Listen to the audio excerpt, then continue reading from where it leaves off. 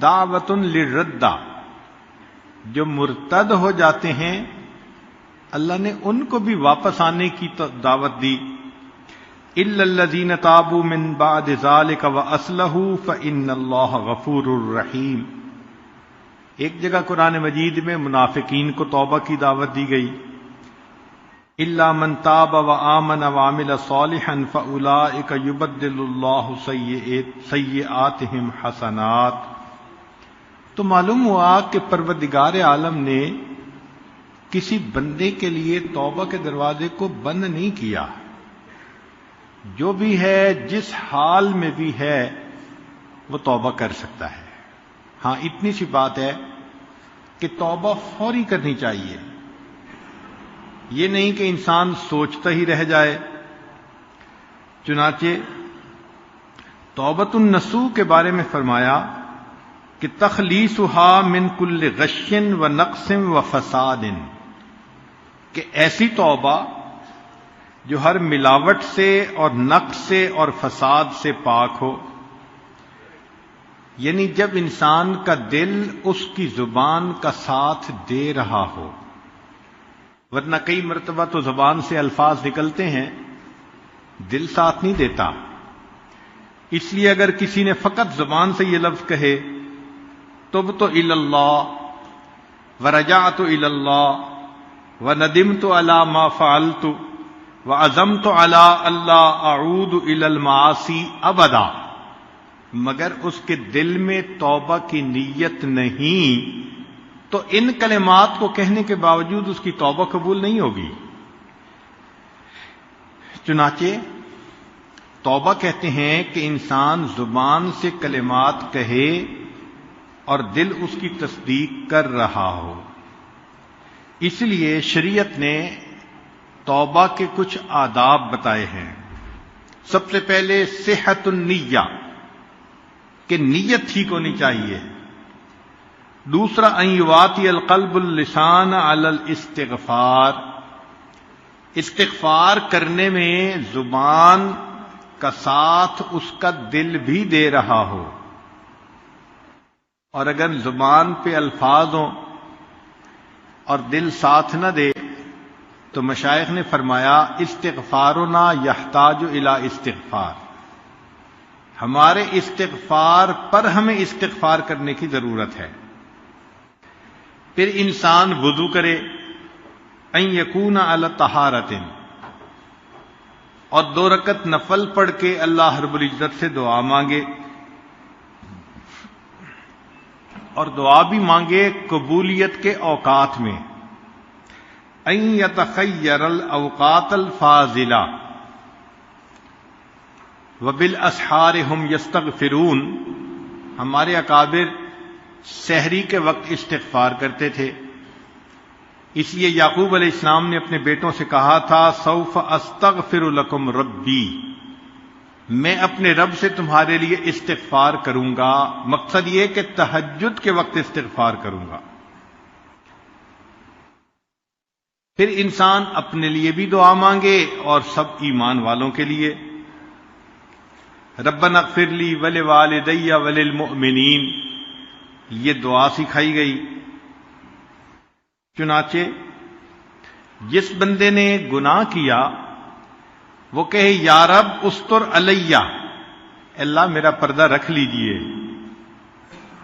فَإِذَا فَارَغَ مِنَ الْمَعْصِيَةِ، اگر کوئی معصیت سے فارغ ہوا قال یا رب تب علیہ، اے اللہ میری توبہ کو قبول کر لیجئے. فَإِذَا تَابَ، اگر اس نے توبہ کر لی قال یا رب ارزقنی الاسمع، اے اللہ مجھے عصمت عطا کر دیجئے. فَإِذَا عَمِلَ الطَّاعَةَ، اگر اس نے نیکی کا کام کیا قال یا رب تقبلہ منی، اے اللہ اس کو میری طرف سے قبول کر لیجئے. تو معلوم یہ ہوا کہ انسان اللہ تعالیٰ کے حضور توبہ کرے اور دل کی نیت کے ساتھ توبہ کرے. اعمال کرے تو دل کے اندر محبت و اللہ کی. چنانچہ امام جعفر صادق رحمۃ اللہ علیہ ہمارے اس سلسلہ کے بڑے بزرگوں میں سے ہیں. وہ فرماتے تھے کہ اللہ تعالیٰ نے 3 چیزوں کو 3 چیزوں میں چھپا دیا ہے. اللہ تعالیٰ نے 3 چیزوں کو 3 چیزوں میں چھپا دیا ہے. خواب رضاہ فی طاعتہ فلا تحقروا منہا شیئا فلعل رضاہ فی. اللہ نے اپنی رضا کو نیکیوں میں چھپا دیا. تم کسی چھوٹی سی نیکی کو بھی نہ چھوڑو، کیا پتا اسی نیکی کے کرنے پر اللہ تم سے راضی ہونا ہو. اور فرمایا وَخَبَأَ سَخَطُهُ فِي مَعَاصِيهِ. اللہ نے اپنے غصے کو گناہوں میں چھپا دیا. فَلَا تَحْقِرُوا مِنْهَا شَيْئًا فَلَعَلَّ غَضَبُهُ فِي. چھوٹا گناہ بھی مت کرو، ممکن ہے کہ اسی میں اللہ کی ناراضگی ہو. وَخَبَأَ وَلِيَّهُ فِي عِبَادِهِ. اللہ نے اپنے اولیاء کو اپنے بندوں میں چھپا دیا. فَلَا تَحْقِرُوا مِنْ عِبَادِ اللَّهِ أَحَدًا. تم کسی بھی بندے کو حقارت کی نظر سے مت دیکھو. فَلَعَلَّهُ وَلِيُّ اللَّهِ. ممکن ہے کہ وہ اللہ کا ولی ہو. چنانچہ انسان جب توبہ کرتا ہے تو اس کے دل میں نرمی آتی ہے. ہمارے مشائخ نے فرمایا کہ جالس التوابین فإنہم ارق افئدہ. توبہ کرنے والوں کی صحبت اختیار کرو، ان کے دل نرم ہوا کرتے ہیں. اس توبہ میں سب سے پہلے انسان اللہ کے حقوق ادا کرے. نمازیں قضا کر دی تھیں، زکوٰۃ نہیں دی تھی، روزے چھوڑ دیے تھے، حج نہیں کیا، تو ان اعمال کا حساب لگا کر جتنا کچھ اس کے ذمہ بنتا ہے اس کو ادا کرے. اور پھر مخلوق کے ساتھ جو زیادتی کی، کسی کا حق مارا، غیبت کی، دل دکھایا، تو ان سے بھی معافی مانگے. اس لیے کہ ہر گناہ سے توبہ کرنا ضروری. چنانچہ ابو طالب مکی رحمۃ اللہ لکھتے ہیں من تاب عن 99 ذنبا. جس بندے نے 99 گناہوں سے توبہ کر لی، ولم یتب من ذنب واحد، ایک گناہ سے توبہ نہ کی، لم یکن عندنا من التائبین، وہ ہماری کتابوں میں تائبین میں شمار نہیں کیا جائے گا. اب ایک سوال دل میں پیدا ہوتا ہے کہ ایک بندہ ہے جس نے گناہ کیا ہی نہیں، اور ایک بندہ ہے کہ گناہ کر بیٹھا اور توبہ کی، تو دونوں میں سے بہتر کون؟ تو بعض علماء نے تو فرمایا کہ جس طرح کپڑا شروع میں بنے تو بے جوڑ کا زیادہ خوبصورت ہوتا ہے، اس کو کاٹ کے جوڑ لگا دو تو وہ بدنما ہو جاتا ہے، پہلے جیسا تو نہیں بن جاتا. اس لیے جو گناہ کرے ہی نہ وہ سب سے بہتر.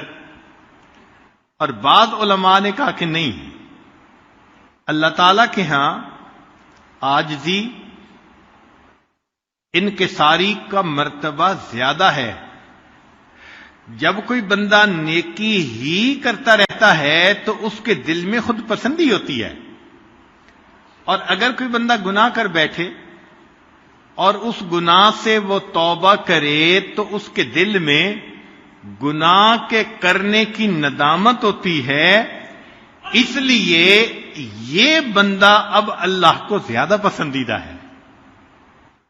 اور دلیل انہوں نے دی کہ ایک مرتبہ موسیٰ علیہ السلام نے پوچھا یا ربی این اجدک، اللہ میں آپ کو کہاں ڈھونڈوں؟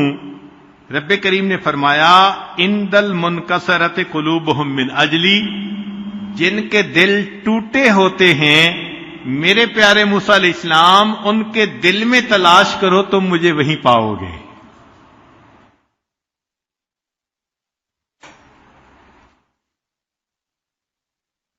جب انسان اپنے گناہ کا اقرار کر لیتا ہے تو ان العبد اذا اعترف بذنبہ ثم تاب تاب اللہ علیہ. بخاری شریف کی روایت ہے کہ بندہ جب اپنے گناہ کا اقرار کر لیتا ہے اور توبہ کرتا ہے، اللہ تعالیٰ اس کی توبہ کو قبول فرماتے ہیں. اور حدیث پاک میں یہاں تک فرمایا کہ لو اخطأتم حتی تبلغ خطایاکم السماء، اگر تم اتنے گناہ کرو کہ تمہارے گناہ آسمان کی بلندی تک پہنچ جائیں، ثم تبتم، پھر اگر تم توبہ کرو گے، لتاب اللہ علیکم، اللہ پھر بھی تمہاری توبہ کو قبول فرما لیں گے.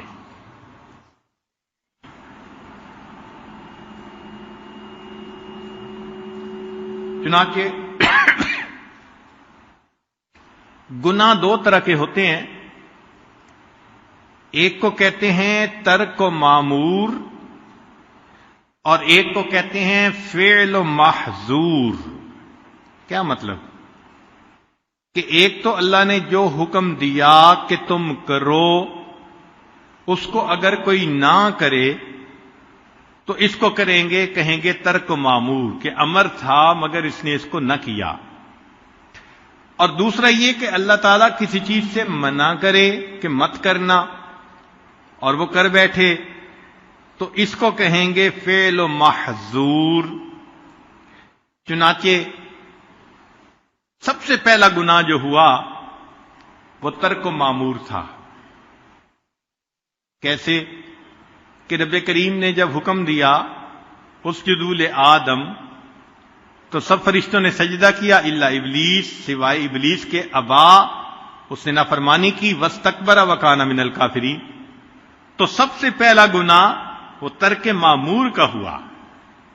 اور پھر دوسری خطا جو ہوئی وہ آدم علیہ السلام سے، وہ کیا ہوئی؟ فعل و محظور. کہ رب کریم نے منع کیا تھا کہ تم نے اس درخت کے پھل کو نہیں کھانا، اور انہوں نے بھول کے اس کو کھا لیا.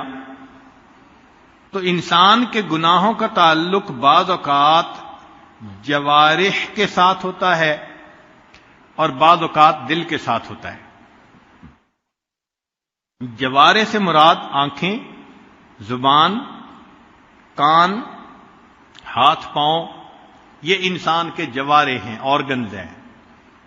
اور ایک انسان کا دل، اس کے ساتھ جن گناہوں کا تکبر ہے وہ ہے کبر، عجب، ریا، شح، حب مال، حسد اور بغض اور غضب. ان تمام گناہوں کا تعلق انسان کے دل کے ساتھ ہے. اب سمجھنے والی بات یہ ہے کہ دل کا گناہ زیادہ نقصان دہ ہوتا ہے بنسبت اعضاء کے گناہوں کے. وہ کیسے؟ کہ معصیت و آدم کانت معصیت و جارحی.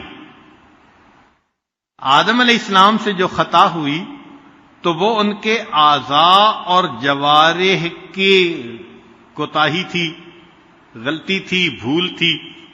نتیجہ کیا ہوا؟ کہ نسیان ہو گیا، بھول ہو گئی. تو یہ جوارح کا معاملہ ہوا نا، ضعف الارادہ، ارادے میں کوتاہی. تو اعضاء کی وجہ سے جو گناہ ہوا فوراً توبہ کی اور اللہ نے ان کی توبہ کو قبول کر لیا. لیکن جو ابلیس کی معصیت تھی، کانت معصیت و قلب، وہ دل کی معصیت تھی. کیوں؟ اس نے تکبر کیا تھا، انا خیر منہ، میں بہتر ہوں. اور یہ دل کی جو کوتاہی ہوتی ہے، فکانت غائرتن متمکنتن، زیادہ گہری، ساکنتن فی اعماقہ، دل کی گہرائیوں میں ہوتی ہے.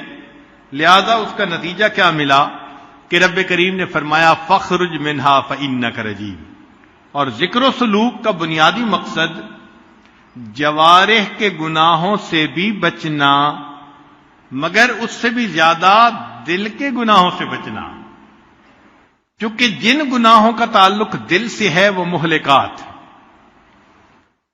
اسی لیے حضرت اقدس تھانوی رحمۃ اللہ علیہ سے پوچھا گیا کہ تصوف کا مقصود کیا ہے، تو فرمایا کہ تصوف کا مقصود یہ ہے کہ انسان کے رگ رگ اور ریشے ریشے سے گناہوں کا کھوٹ نکل جائے. اب اس میں کچھ گناہ ایسے ہوتے ہیں کہ جو جاری ہو جاتے ہیں، لہذا ان کا گناہ بھی زیادہ. مثال کے طور پہ بدعت پہ عمل کرنا. اسی لیے نفس گناہ کرواتا ہے لذت کی خاطر، مگر شیطان ایسے گناہ کو پسند کرتا ہے کہ جو انسان گناہ کرے اور اس سے توبہ کی توفیق بھی نہ ہو. اب جو آدمی کسی بدعت پہ عمل کر رہا ہے تو وہ تو اس کو نیکی سمجھ رہا ہے، توبہ کیسے کرے گا؟ اسی لیے مجدد ثانی رحمۃ اللہ علیہ نے حدیث مبارکہ لکھی کہ جس قوم میں کوئی بدعت آ جاتی ہے، اللہ تعالیٰ اس کے مقابلے کی ایک سنت کو اٹھا لیتے ہیں، پھر اس قوم کے اندر قیامت تک سنت نہیں لوٹائی جاتی. اسی لیے جو سالک آگے بڑھنا چاہے وہ تمام بدعات سے اپنے آپ کو بچا لے. اور ایسے گناہ جو انسان کے مرنے کے بعد بھی جاری رہتے ہیں، مثال کے طور پہ آدم علیہ السلام کے ایک بیٹے نے اپنے بھائی کو قتل کیا، تو قتل کرنے کا ایک عمل شروع ہوا انسانوں میں.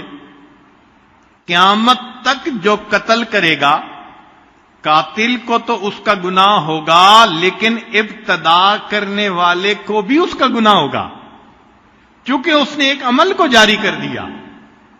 اسی لیے ایسا عمل کرنا کہ جس کا فساد مرنے کے بعد بھی چلتا رہے، یہ انسان کے لیے اور بھی زیادہ نقصان دہ ہوتا ہے.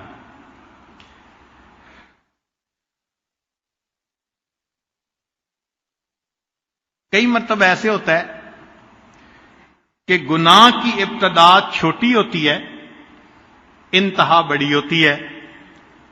اول ذنب ابلیس معصیتن، ابلیس کے گناہ کی ابتدا معصیت تھی، وآخرہ کفر، اور اس کی انتہا کیا تھی؟ کفر تھی. اور اول ذنب قابیل شہوتن، قابیل کے گناہ کی ابتدا شہوت تھی، وآخرہ شقوتن، اور آخر میں اس کو شقاوت نصیب ہوئی. اسی لیے انسان کو چاہیے کہ وہ گناہوں سے بچے اور جتنے نیک اعمال کر سکتا ہے اتنے کرے. الاعمال تشفع لصاحبها عند اللہ وتذکر به اذا وقع فی الشدائد. بندے کی نیکیاں اس کے گناہوں کو مٹا دیتی ہیں. ان الحسنات یذہبن السیئات. چنانچہ قرآن مجید میں اللہ تعالیٰ فرماتے ہیں فلولا انہ کان من المسبحین، کہ اگر یونس علیہ السلام میری پاکیزی شان بیان کرنے والے نہ ہوتے، للابث فی بطنہ الی یوم یبعثون، قیامت تک مچھلی کے پیٹ میں رہتے.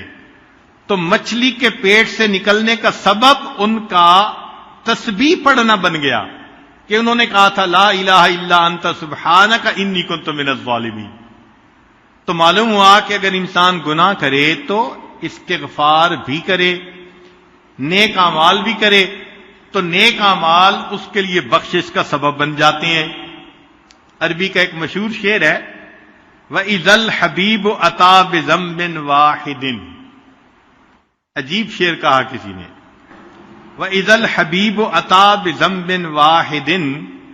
اور جب محبوب کسی ایک غلطی کا ارتکاب کر لیتا ہے، جاءت محاسنہ بألف شفیع، تو اس کی خوبیاں ہزار شفاعت سفارش کرنے والے کو لے کے سامنے آ جاتی ہیں. اس کی مثال یہ کہ ماں کو بیٹے سے پیار ہوتا ہے، بیٹا غلطی بھی کر دے تو وہ ماننے سے انکار کرتی ہے، کوئی نہ کوئی تعویل کر دیتی ہے، اس لیے کہ غلطی ایک ہوتی ہے اور بچے کی اچھائیاں کئی سامنے ہوتی ہیں، لہذا اس کی برائی بھی برائی نظر نہیں آتی. تو انسان اگر نیکی کرتا ہو تو پروردگار عالم اس کی خطا کو جلدی معاف فرما دیتے ہیں. ہاں، جتنا بھی انسان اللہ رب العزت سے معافی مانگے، اللہ تعالیٰ مہربانی فرما دیتے ہیں، اور کبھی تو اس کے گناہوں کو اس کی نیکیوں میں شامل فرما لیتے ہیں۔ حدیث پاک میں آیا کہ کئی مرتبہ انسان ایک گناہ کرتا ہے اور وہ اس کے لیے نیکی میں جانے کا سبب بن جاتا ہے۔ کیوں؟ کہ کیا تو تھا گناہ، مگر اس سے کر لی سچی توبہ، اور توبہ اللہ کے ہاں ایسی قبول ہوئی کہ اللہ نے اس بندے کے لیے جنت میں جانے کا فیصلہ فرما دیا۔ اسی لیے قیامت کے دن شیطان حسرت کرے گا بعض بندوں پر کہ میں نے ان سے گناہ کروائے ہی کیوں تھے، کہ انہوں نے ایسی توبہ کی کہ اللہ کو پسند آ گئی۔ چنانچہ گناہ کے حالات ہوتے ہیں جن کی وجہ سے وہ چھوٹا بڑا بنتا جاتا ہے۔ مثال کے طور پہ ایک آدمی اگر کنوارا ہو اور وہ زنا کا ارتکاب کرے تو یہ کم درجے کا گناہ، شادی شدہ ہو اور پھر ارتکاب کرے تو زیادہ گناہ، پھر اگر کنواری عورت سے گناہ کیا تو یہ چھوٹا گناہ نسبتاً، شادی شدہ سے کیا تو یہ متزوجہ سے گناہ کرنے کی وجہ سے بڑا گناہ، اور اگر پڑوسی کی بیوی سے زنا کیا تو اور بھی زیادہ بڑا گناہ۔ حدیث پاک میں آتا ہے کہ پڑوسی کی بیوی سے زنا کرنا 10 عورتوں کے ساتھ زنا کرنے سے بھی زیادہ برا ہوتا ہے۔ پھر اگر وہ پڑوسی رشتہ دار ہے تو اس میں چونکہ آپس میں صلہ رحمی بھی ہے تو رشتہ داری کی وجہ سے اور بھی زیادہ کبھی ہو گیا، حق القرابہ ہے۔ اور اگر کوئی ایسا بندہ ہے کہ جس کا خاوند نیکی کے کام کے لیے نکلا اللہ کے راستے میں، تو المرأۃ المغیبہ التی غاب زوجہا فی طاعت اللہ، اس سے گناہ کرنا اور بھی زیادہ برا ہو گیا۔ اور اگر کوئی آدمی اتنا شقی القلب کہ وہ محرم عورت سے زنا کرتا ہے تو اور بھی زیادہ کبھی، اور اس میں بھی اگر حرمت مصاہرت آ گئی۔ حرمت مصاہرت کا مطلب کہ رشتہ داریاں ہوتی ہیں، جیسے سسر اور بہو کا رشتہ، داماد اور ساس کا رشتہ، اگر اس میں گناہ ہوگا تو پھر اور بھی زیادہ قباحت آ جائے گی۔ تو معلوم ہوا کہ گناہ تو ایک تھا، لیکن حالات کے ساتھ ساتھ اس کے شدت کے اندر زیادتی ہوتی چلی جاتی ہے، اور مکان کے ساتھ بھی اس میں زیادتی ہوتی ہے۔ ایک آدمی ایک گناہ باہر کرے تو کم، مسجد میں کرے تو اور بھی زیادہ برا، حدود حرم میں کرے تو اور بھی برا، بیت اللہ میں کرے تو اور بھی زیادہ برا۔ اسی طرح حرمت زمان، عام دنوں میں کرے تو کم برا، اور اگر رمضان المبارک میں کرے تو اور بھی زیادہ برا، ذی الحجہ میں کرے تو اور بھی برا، اور اگر میدان عرفات میں کرے تو اس سے بھی زیادہ برا۔ تو معلوم ہوا کہ گناہوں کی شدت مکان اور زمان کے اعتبار سے بڑھتی چلی جاتی ہے۔ تاہم کچھ اعمال ہیں جو گناہوں کو بخشوا دیتے ہیں۔ فرمایا التوبہ التائب من الذنب کمن لا ذنب لہ، گناہوں سے توبہ کرنے والا ایسے ہوتا ہے جیسے اس نے کبھی گناہ کیا ہی نہیں۔ اور دوسرا فرمایا استغفار، کہ انسان اپنی زبان پر استغفار زیادہ رکھے۔ حدیث مبارکہ میں ہے کہ اس شخص کو مبارک ہو قیامت کے دن جس کے نامہ اعمال میں استغفار زیادہ پایا جائے گا، استغفاراً کثیرا۔ تو اللہ رب العزت اس بندے کی کوتاہیوں کو معاف فرما دیں گے جو زیادہ استغفار کرنے والا ہوگا۔ لہذا استغفر اللہ اس کو باقاعدگی کے ساتھ پڑھنا اور عاد و وظائف میں سے ہے۔ لقمان علیہ السلام نے اپنے بیٹے کو نصیحت کی کہ بیٹے، یا بنیا عود لسانک اللہم اغفر لی، اے میرے بیٹے عادت بناؤ یہ کلمہ کہنے کی کہ اللہ مجھے معاف کر دے، اللہم اغفر لی۔ وجہ کیا؟ فإن للہ ساعات، اللہ تعالیٰ کے ہاں کچھ قبولیت کے لمحات ہوتے ہیں، لا يرد فیہا سائلا، اس میں مانگنے والے کو اللہ تعالیٰ رد نہیں فرمایا کرتے۔ تو اللہم اغفر لی، رب اغفر لی، یہ کہنا بخشش کا سبب بن جاتا ہے، اور دوسروں سے دعا بھی کروانا۔ یہ جو کہتے ہیں نا جی امی دعا کر دیں، ابو دعا کر دیں، مولانا ہمارے لیے دعا کر دیں، حضرت صاحب دعا کر دیں، یہ انسان کے لیے بخشش کا ذریعہ بنتی ہے۔ حتیٰ کہ نبی علیہ الصلوۃ والسلام نے عمر رضی اللہ عنہ کو فرمایا جب وہ عمرے کے لیے جا رہے تھے کہ اے بھائی اپنی دعاؤں میں ہمیں نہ بھولنا۔ امت کو تعلیم دی کہ تم دوسروں کو بھی دعاؤں کے لیے کہو۔ اب غور کیجئے، بات بڑی عجیب ہے کہ کان عمر رضی اللہ تعالی عنہ یطلب من الصبیان الاستغفار ویقول انہم لم تذنبوا۔ عمر الخطاب لانو چھوٹے چھوٹے بچوں کو کہتے تھے کہ میرے لیے دعا کرو، اس کی وجہ یہ کہ تم چھوٹے ہو، معصوم ہو، تمہاری دعا کو اللہ تعالیٰ رد نہیں فرمائیں گے۔ ابو ہریرہ رضی اللہ تعالیٰ عنہ کا حال دیکھیے، یقول لغلمان کتاب، جو پڑھنے والے بچے آتے تھے نا تو ابو ہریرہ لانو ان کو فرمایا کرتے تھے قولوا اللہم اغفر لابی ہریرہ، کہ بچوں دعا کیا کرو اللہ ابو ہریرہ کی مغفرت فرما دے۔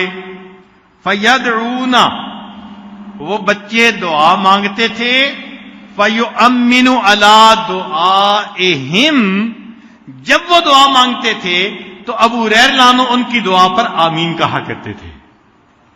اب ذرا غور کیجئے، صحابی رسول ہیں، اللہ نے اتنی شان دی ہے، مگر جس کو اللہ سے مغفرت لینی ہو وہ تو سہارے ڈھونڈتا ہے نا۔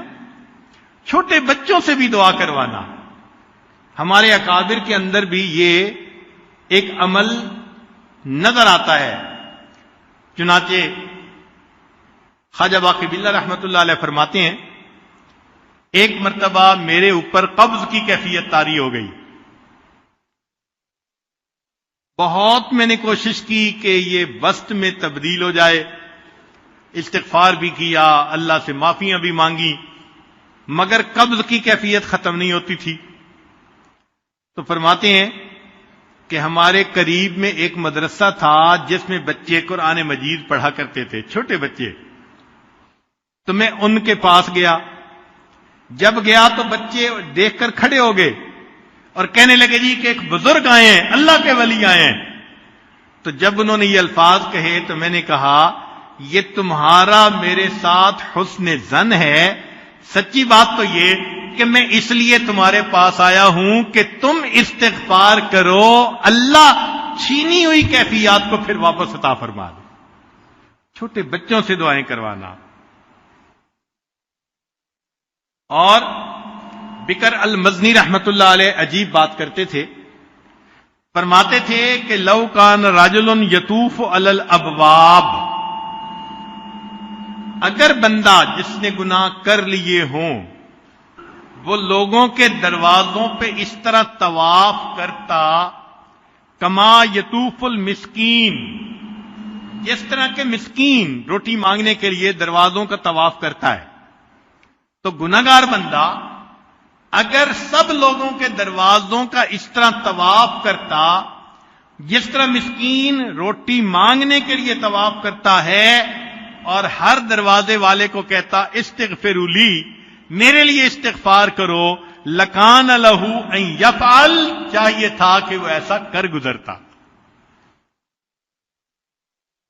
جس نے اپنے گناہوں کی بخشش کروانی ہو تو کوئی بھی اس کے لیے ہیلا اختیار کرنا پڑے تو اس کو تو ضرور کرنا چاہیے. تو سوچئے کہ اگر فقیر کی طرح ایک ایک دروازے پر جا کر ان سے ریکویسٹ کرنی پڑ جاتی کہ جی میرے لیے مغفرت کی دعا کرو، تو وہ فرماتے ہیں کہ یہ بھی نفع کا سودا تھا، ایسا کر گزرنا چاہیے تھا.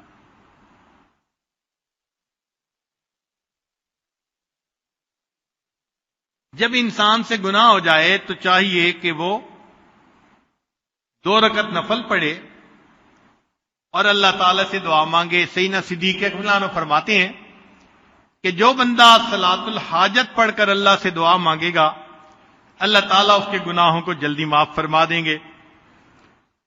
اور بعض بزرگوں نے لکھا الصیام، نفلی روزے رکھے اور افطاری کے وقت دعا مانگے، کیونکہ روزہ دار کی دعا افطاری کے وقت اللہ تعالیٰ قبول فرماتے ہیں. علماء نے لکھا کہ جس سے گناہ سرزد ہو جائے اللہ کے راستے میں صدقہ کرے. الصدقۃ تطفئ الخطیئۃ کما یطفئ الماء النار.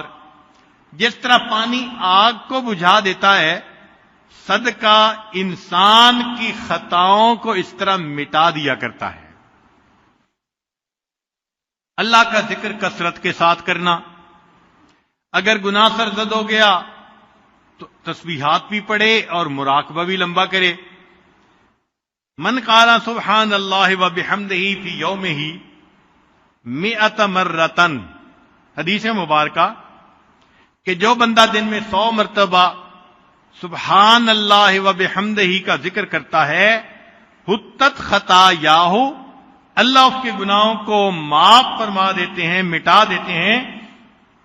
وَإِن كَانَتْ مِثْلَ زَبَدِ الْبَحْرِ، اگرچہ وہ سمندروں کی جھاگ کے برابر بھی کیوں نہ ہوں. البر والصلہ، لوگوں کے ساتھ نیکی کرنا، صلہ رحمی کرنا. چنانچہ ایک صحابی نبی علیہ السلام کی خدمت میں حاضر ہوئے. اے اللہ کے حبیب صلی اللہ علیہ وسلم، مجھ سے ایک گناہ ہو گیا. انی اصبت ذنبا عظیما، یہ الفاظ ہیں، میں بڑا گناہ کر بیٹھا ہوں. نبی علیہ السلام نے فرمایا تمہاری والدہ زندہ ہیں؟ اس نے کہا نہیں، فوت ہو گئیں. فرمایا تمہاری خالہ؟ کہنے لگے جو وہ زندہ ہیں. فرمایا فبرہا، جاؤ خالہ کے ساتھ نیکی کا معاملہ رکھو، اللہ اس پر تمہارے گناہوں کو معاف کر دیں گے. الاحسان الی الخلق، اگر گناہ سرزد ہو جائے تو انسان مخلوق کے اوپر رحم کھائے، ترس کھائے. ہم بندوں پہ ترس کھائیں گے، اللہ تعالی ہم پہ ترس کھائیں گے. چنانچہ بخاری شریف کی روایت ہے کہ بنی اسرائیل کی فاحشہ عورت تھی، زانیہ عورت تھی. اس نے ایک پیاسے کتے کو پانی پلایا تھا. اللہ تعالیٰ نے پانی پلانے پر اس کی زندگی کے سب گناہوں کو معاف کر دیا تھا. اور کبھی کبھی گناہوں کی بخشش کا سبب ایک اور بھی ہوتا ہے. اللہ تعالیٰ بیماری بھیج دیتے ہیں، کوئی غم بھیج دیتے ہیں، کوئی پریشانی بھیج دیتے ہیں. المصائب والہموم، ان سے بھی بندے کے گناہ معاف ہوتے ہیں. حدیث مبارکہ سنیے، ما یصیب المسلم من نصب ولا وصب ولا ہم ولا حزن ولا اذن ولا غم حتی الشوکۃ یشاکها الا کفر اللہ بها من خطایاہ. مومن کو جو بھی درد، تکلیف، بیماری پہنچتی ہے، حتیٰ کہ کانٹا بھی چبھ جاتا ہے، اس تکلیف کے پہنچنے پر بھی اللہ اس کے گناہوں کو مٹا دیتے ہیں. اور آج کل کیا حال، ذرا سی تکلیف پہنچی اور شکوے شروع، بے صبری. ذرا سی بات پہ انسان شکوے کرنے لگ جاتا ہے. تو معلوم ہوا کہ اس بے صبری سے اپنے گناہوں کے مٹنے والے عمل کو ختم کر لیتا ہے. اگر صبر کر لیتا تو پتہ نہیں اللہ تعالیٰ کن گناہوں کو مٹا دیتے۔ اس کی مثال یوں سمجھیے کہ ماں کو اپنے بیٹے سے محبت ہوتی ہے، وہ بچے کو گندا نہیں دیکھ سکتی، اگر دیکھتی ہے کہ اس نے مٹی لگا لی، کپڑے گندے کر لیے، تو وہ اپنے بچے کو نہلانے کے لیے لے جاتی ہے۔ اب بچہ رو رہا ہوتا ہے، باپ پوچھے کہ میرا بیٹا کیوں رو رہا ہے، ماں کہاں گئی، تو دوسرا بندہ جواب دے گا کہ جی ماں ہی تو رلا رہی ہے۔ تو وہ حیران ہوگا کہ ماں بیٹے کو رلا رہی ہے، لیکن جب بتایا جائے گا کہ بچے کے جسم سے نجاست لگ گئی تھی، ماں دھو رہی ہے اور دھونے کی وجہ سے بچہ رو رہا ہے، تو اس کا جو غصہ تھا وہ خوشی میں تبدیل ہو جائے گا۔ بالکل اسی طرح ہم گناہ کر لیتے ہیں، اللہ تعالیٰ کوئی نہ کوئی پریشانی، مصیبت، بلا بھیج دیتے ہیں، اور وہ حقیقت میں گناہوں کو دھونے کے لیے ہوتی ہے۔ چنانچہ حدیث مبارکہ ہے، لا یزال البلاء بالمؤمن او المؤمنة فی نفسه وماله وولده حتی یلقی اللہ تعالی وما علیہ من خطیئہ۔ بندے کو کوئی بھی مصیبت پریشانی جب پہنچتی ہے اور وہ صبر کر لیتا ہے، تو اللہ تعالیٰ سے وہ اس حال میں ملے گا کہ اس کے سب گناہ معاف کر دیے گئے ہوں گے۔ جو انسان توبہ کرتا ہے، اس پر اللہ تعالیٰ کی طرف سے اس کو انعام ملتا ہے۔ سب سے پہلے گناہ معاف ہوتے ہیں، جنت میں جانے کا فیصلہ۔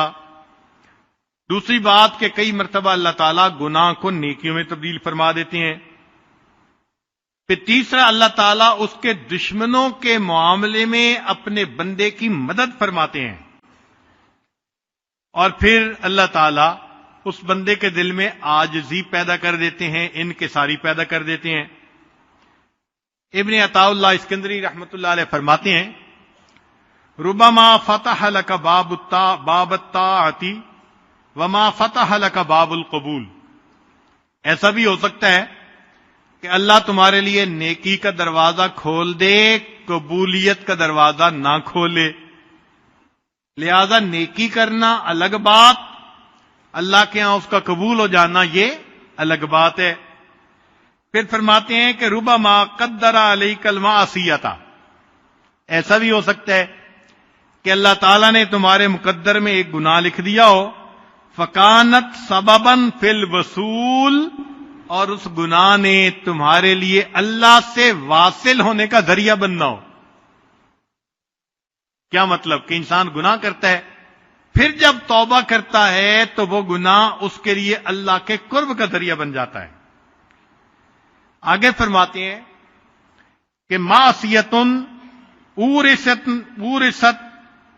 ذلا للہ، ایسا گناہ کہ جس کے بدلے میں انسان کو اپنا آپ اللہ کے سامنے ذلیل لگے، شرمندگی والا لگے، اور اس کے اندر انکساری ہو، خیر من الطاعۃ، وہ گناہ اس نیکی سے بہتر ہے، اورثت عجبم و استکبارا، کہ جو نیکی انسان کے اندر عجب اور استکبار کو پیدا کر دے۔ اس نیکی سے وہ گناہ زیادہ بہتر ہے جو انسان کے اندر عاجزی اور انکساری پیدا کر لے۔ پھر جو بندہ توبہ کرتا ہے، اللہ تعالیٰ پھر اس بندے سے خوش ہوتے ہیں، مگر اس توبہ میں کئی چیزیں رکاوٹ ہوتی ہیں۔ سب سے پہلے طول العمل، ہاں میں توبہ کر لوں گا، اسی میں ہی انسان زندگی کا وقت گزارتا چلا جاتا ہے۔ کل امرئ مسبح فی اہلہ والموت ادنی من شراک نعلہ۔ صحابہ رضوان عنہم یہ شعر پڑھا کرتے تھے کہ ہر بندہ صبح کرتا ہے اپنے گھر والوں کے ساتھ، اور اس کی موت اس کے جوتے کے تسمے سے بھی زیادہ اس کے قریب ہوتی ہے۔ تو کیا پتا انسان کو کب موت آ جائے۔ اور کئی مرتبہ اللہ کی جناب میں انسان کو مایوسی ہوتی ہے یہ مایوسی کفر تک پہنچا دیتی ہے. اور کئی مرتبہ انسان قضاء و قدر پہ اعتراض کرتا ہے، اور یہ اللہ نے چونکہ لکھا تھا اس لیے ہونا ہی تھا. ایسی بات نہیں. رب کریم نے اختیار بندے کو دیا ہے، کرے یا نہ کرے.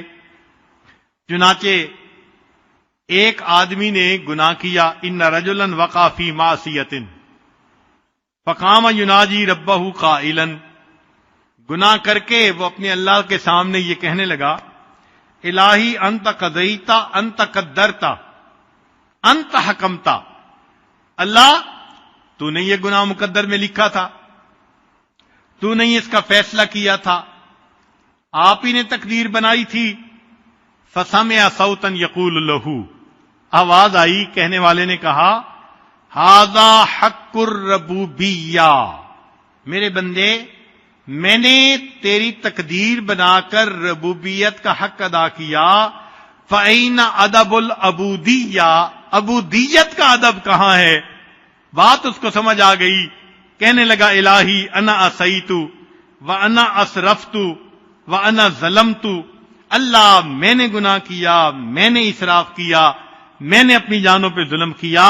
فسمع کأن اللہ یقول لہ، آواز آئی جیسے اللہ کی طرف سے جواب دیا جا رہا ہو، انا غفرت وانا عفوت وانا رحمت، اگر تو نے تسلیم کر لیا کہ تجھ سے خطا ہوئی، میرے بندے میں نے تجھے معاف کر دیا، میں نے تیری خطاؤں کو درگزر فرما دیا.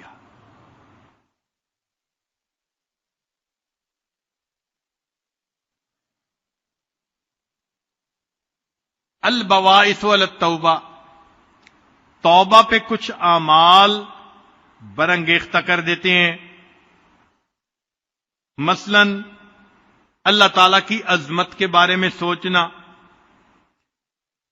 چنانچہ عطا اللہ اسکندری رحمت اللہ علیہ فرماتے ہیں، ان اردت ان یفتح لک باب الرجاء فاشہد ما منہ الیک، اگر تو اپنے اوپر امید کا دروازہ کھولنا چاہے تو اس بات پہ غور کر کہ اللہ کی تیرے اوپر نعمتیں کتنی ہیں. جتنا سوچیں گے اتنا امید اور بڑھے گی. اللہ کی اتنی رحمتیں، اتنی نعمتیں، لہذا دل میں اللہ سے امید بڑھ جائے گی. وَإِنْ أَرَدْتَ أَنْ يَفْتَحَ لَكَ بَابَ الْخَوْفِ، اور اگر تو چاہے کہ تیرے اوپر خوف کا دروازہ کھلے، فَاشْهَدْ مَا مِنْكَ إِلَيْهِ، اس بات پہ غور کر کہ تو اللہ کے پاس کیا پہنچا رہا ہے. اللہ نعمتیں دے رہے ہیں اور تو اللہ کے پاس معصیت بھیج رہا ہے، تو اس چیز کو سوچے گا تو تیرے اوپر خوف کا دروازہ کھل جائے گا. چنانچہ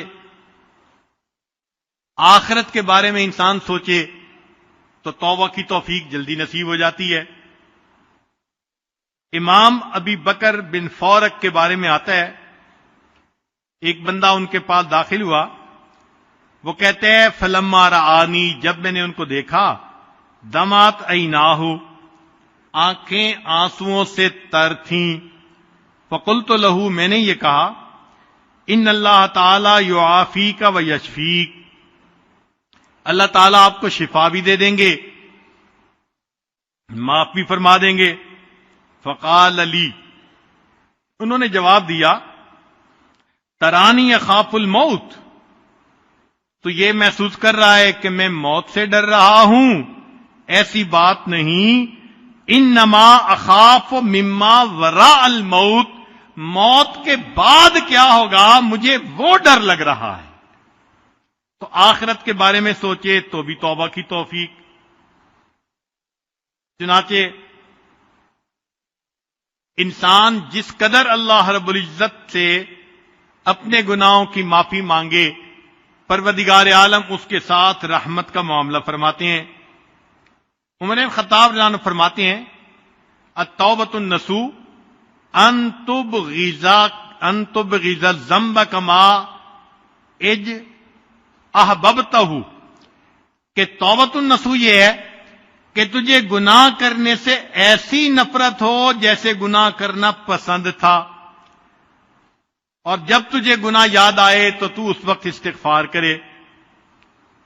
علماء کو اللہ تعالیٰ جزائے خیر عطا فرمائے، ہماری آسانی کے لیے انہوں نے توبہ کو چند لفظوں کے اندر سمیٹ دیا ہے کہ توبہ کیا ہوتی ہے۔ ذرا توجہ فرمائیے گا، بہت عجیب فکرہ ہے۔ فرماتے ہیں ترک الذنب علما بقبحہ وندما علی فعلہ وعزما علی الا یعود الیہ اذا قدر وتدارکا لما یمکن تدارکہ من الاعمال واداء لما ضیع من الفرائض اخلاصا للہ ورجاء لثوابہ وخوفا من عقابہ وَإِن يَكُونَ ذَلِكَ قَبْلَ الْغَرْغِرَةِ وَقَبْلَ طُلُوعِ الشَّمْسِ مِن مَغْرِبِهَا، اگر یہ تمام شرائط پوری ہو گئیں، جو توبہ کی جائے گی وہ توبۃ النصوح بن جائے گی۔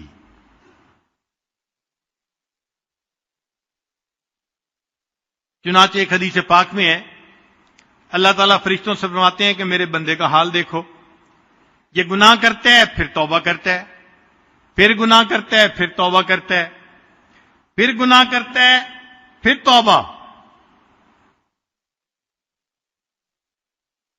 ویح ابن آدم لا یرید ترک عمل بالخطیہ، نہ تو گناہ کرنا چھوڑتا ہے، ولا ییأس من رحمتی، نہ ہی میری رحمت سے نا امید ہوتا ہے۔ فرمایا قد غفرت لہ فقد غفرت لہ فقد غفرت لہ، چونکہ میری رحمت سے نا امید نہیں ہو رہا لہذا میں نے اس کی توبہ کو قبول فرما کے گناہوں کو مٹا دیا۔ اللہ رب العزت کی رحمت کا معاملہ دیکھیے کہ اللہ تعالی نے قرآن مجید میں ان لوگوں کو بھی توبہ کی طرف بلایا جو اللہ کے ساتھ کسی کو شریک بناتے تھے، حالانکہ یہ کتنا بڑا جرم ہے۔ چنانچہ ابن عباس لانو کا قول ہے کہ دعا اللہ الی مغفرتہ من زعم ان عزیر ابن اللہ، اللہ نے اس کو بھی توبہ کی طرف بلایا جو یہ کہتے تھے کہ عزیر اللہ کے بیٹے ہیں۔ ومن زعم ان اللہ فقیر، جو کہتے تھے کہ اللہ تعالیٰ فقیر ہیں، ان کو بھی اللہ نے توبہ کی دعوت دی۔ ومن زعم ان ید اللہ مغلولۃ، اور جس نے کہا کہ اللہ کے ہاتھ بند ہیں، ان کو بھی اللہ نے توبہ کی دعوت دی۔ ومن زعم ان اللہ ثالث ثلاثہ، اور جس نے کہا کہ اللہ تین میں سے تیسرا ہے، اللہ نے ان کو بھی توبہ کی توفیق دی۔ یقول لہؤلاء جمیعا، ان سب بندوں کو اللہ فرماتے ہیں افلا یتوبون الی اللہ ویستغفرونہ، اگر یہ سارے لوگ بھی استغفار کرتے، توبہ کر لیتے، میں ان کی بھی توبہ کو قبول کر لیتا۔ پھر اس سے بھی اگلی بات، قرآن مجید کی ایک سورت میں اللہ نے کچھ ایمان والوں کا تذکرہ کیا اور یہ بھی کہا کہ ان ایمان والوں کو دشمنوں نے قتل کر دیا۔ اب جنہوں نے قتل کیا وہ کتنے بڑے مجرم، قاتل اور دوسرا ایمان والوں کے۔ اللہ تعالیٰ ان قاتلین کو فرماتے ہیں کہ ان الذین فتنوا المؤمنین والمؤمنات ثم لم یتوبوا۔ حسن بصری رحمت اللہ علیہ اس آیت کو پڑھا کرتے تھے، فرماتے تھے انظروا الی ھذا الکرم والجود، اللہ کے کرم اور اللہ کے جود و سخا کا اندازہ لگائیے۔ قاتلوا اولیاءہ، کہ انہوں نے تو اللہ کے اولیاء کو قتل کیا۔ وَهُوَ يَدْعُوهُمْ إِلَى التَّوْبَةِ وَالْمَغْفِرَةِ، اللہ ایسے بندوں کو بھی توبہ اور مغفرت کی طرف بلا رہے ہیں۔ چنانچہ ایک مرتبہ ایک اعرابی نے توبہ کی، مگر بڑے پیارے الفاظ کے ساتھ۔ امید ہے کہ آپ دل کے کانوں سے اس کو سنیں گے۔ کیونکہ اپنی بات کو میں بھی مکمل کرنا چاہ رہا ہوں. فرماتے ہیں کہ میں نے ایک اعرابی کو دیکھا کہ بیت اللہ کے سامنے بیٹھا دعا کر رہا تھا. سبحان اللہ. دعا کا اصل مقصد ہوتا ہے اللہ کے سامنے تذلل ظاہر کرنا، اپنی محتاجی، اپنی چھوٹا پن ہونا، اپنی کوتاہی کا اظہار کرنا. چنانچہ جو بندہ جتنا اظہار کرے گا اپنی عاجزی کا، اتنا توبہ جلدی قبول ہو جائے گی. تو فرماتے ہیں کہ میں نے ایک اعرابی کو دعا مانگتے دیکھا. اس نے دعا عجیب مانگی. کہتے ہیں الہی من اولا بالذلل والتقصیر منی وقد خلقتنی ضعیفا.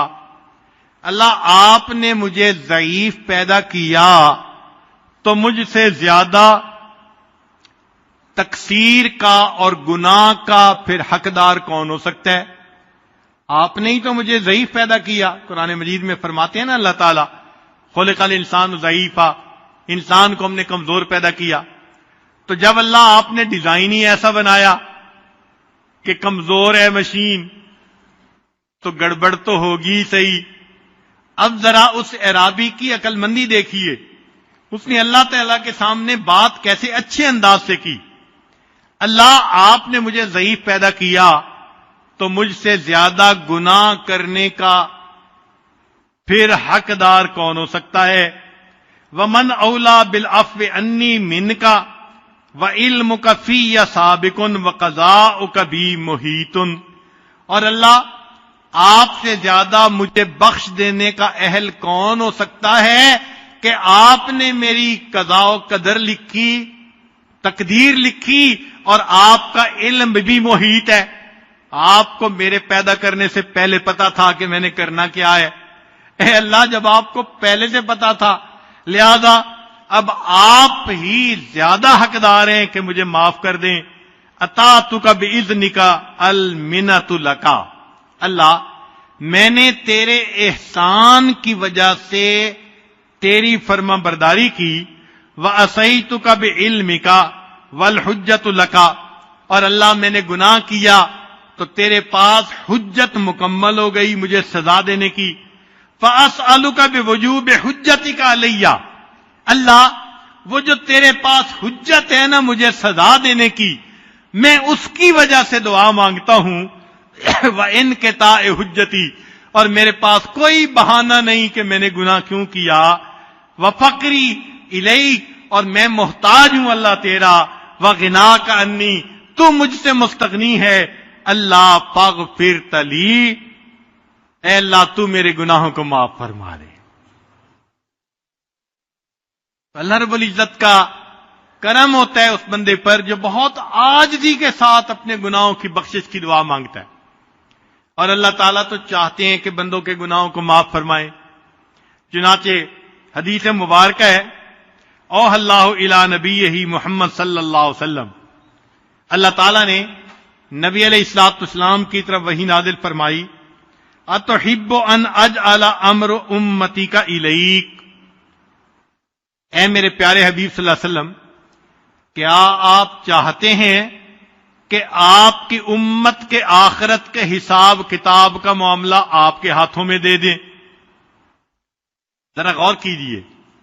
کیا آپ چاہتے ہیں کہ آپ کی امت کی جو بخشش کا معاملہ ہے آپ کے ہاتھوں میں دے دیں، آپ ہی ان کا میزان کروائیں اور آپ ہی فیصلہ کریں اس کی بخشش اور اس کی بخشش نہیں؟ تو جب اللہ تعالیٰ نے یہ پوچھا، قال، نبی علیہ السلام نے جواب دیا، لا یا رب انت خیر لہم. نہیں اللہ، آپ میری امت کے لیے مجھ سے بھی زیادہ بہتر ہیں. فاوحى اللہ عز وجل، اللہ نے وہی نازل فرمائی، اذن لا اخزیک فیہم.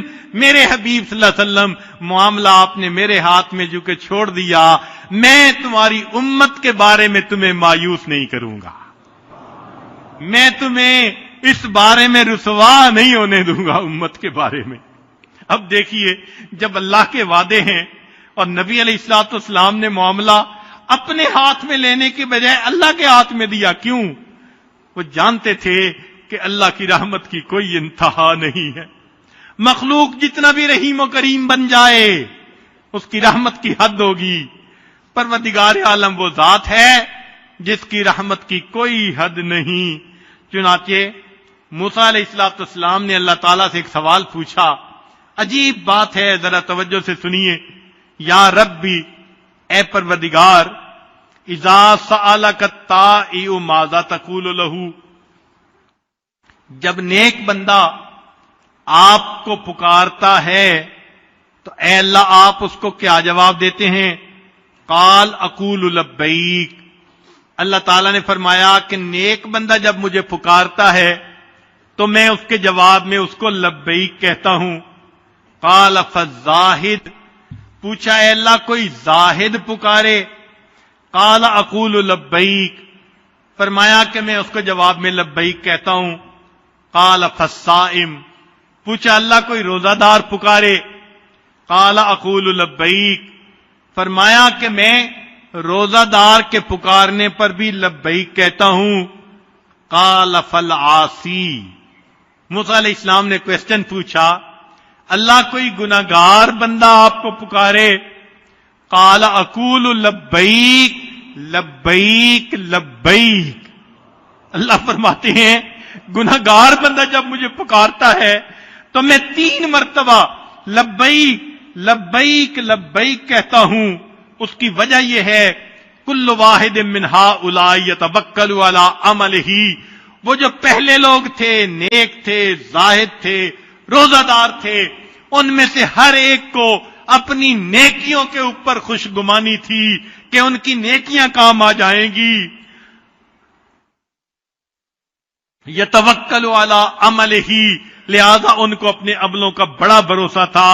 والعاصی یتوکل علی رحمتی، جو گناہگار ہوتا ہے وہ میری رحمت پہ اعتماد کرتا ہے. وَأَنَا لَا أُخَيِّبُ عَبْدًا اتَّكَلَ عَلَىٰ عَلَيَّ، اور میں اس بندے کو کبھی رسوا نہیں کرتا، ناکام نہیں کرتا جو مجھ پہ توکل کرتا ہے. میں نے اس لیے فرما دیا وَمَن يَتَوَكَّلْ عَلَى اللَّهِ فَهُوَ حَسْبُهُ، جو اللہ پہ توکل کرتا ہے اللہ اس کے لیے کافی ہو جاتا. اللہ اکبر کبیرہ. وہ پروردگار کتنا کریم ہے جو ہمارے گناہوں کو بخش کے خوش ہوتا ہے، اور بخشنے کے لیے اس نے دروازے کھولے ہوئے ہیں. آج کی اس مجلس میں ہم اپنے گناہوں سے سچی پکی توبہ کریں اور اللہ تعالیٰ سے دعا مانگیں. الہی، زندگی گزرتی جا رہی ہے، آپ ہم پر رحمت کی نظر فرما دیجیے، گناہوں سے سچی توبہ عطا فرما دیجیے. کہنے والے نے کہا ان الملوک اذا شابت عبیدہم، اے اللہ جب کسی بادشاہ کے غلام خدمت کرتے کرتے بوڑھے ہو جاتے ہیں، فی رقہم آتقوہم عتق احراری، اے اللہ تو بڑھاپے میں وہ ان کو غلام نہیں رہنے دیتے، وہ بڑھاپے کی وجہ سے ان کو آزاد کر دیا کرتے ہیں. وَأَنْتَ يَا سَيِّدِي أَوْلَى بِذَا كَرَمًا، اور اے میرے سردار تو اس بات کا زیادہ مستحق ہے. قد شبت فی الرق فاتقنی من النار، اللہ آپ کا نام لیتے، خدمت کرتے، کلمہ پڑھتے، بوڑھے تو ہم بھی ہو گئے ہیں، بال سفید ہو گئے ہیں، اللہ آپ بھی ہمیں گناہوں سے معافی عطا کر دیجئے اور جہنم کی آگ سے ہمیں بچا لیجئے. جب ہم اللہ تعالیٰ سے معافی مانگیں گے پروردگار ہمارے گناہوں کو معاف فرما دیں گے اور ہمیں اپنے مقبول بندوں میں شامل فرمائیں گے. پروردگار عالم آج کی اس مجلس میں ہمارے گناہوں کو معاف فرما کر اللہ تعالی ہمیں اپنے مقبول بندوں میں شامل فرمائے. وآخر دعوانا ان الحمد للہ رب العالمین.